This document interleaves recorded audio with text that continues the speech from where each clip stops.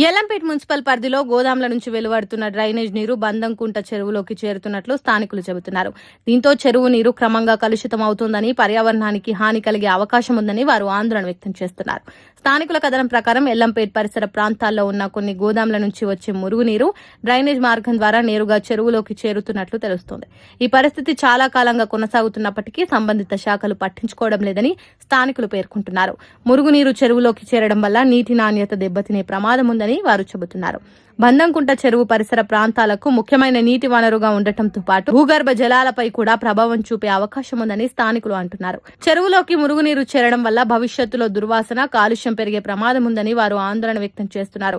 అయినప్పటికీ గోదాంల నుంచి వచ్చే మురుగునీరు చెరువులోకి చేరుతున్న పరిస్థితిపై రెండు శాఖలు సమన్వయంతో చర్యలు తీసుకోవాలని స్థానికులు అభిప్రాయపడుతున్నారు. ఈ అంశంపై ఇరిగేషన్ మరియు మున్సిపల్ అధికారులు స్పందించి చెరువులో మురుగునీరు చేరకుండా తగిన చర్యలు తీసుకోవాలని స్థానికులు డిమాండ్ చేస్తున్నారు.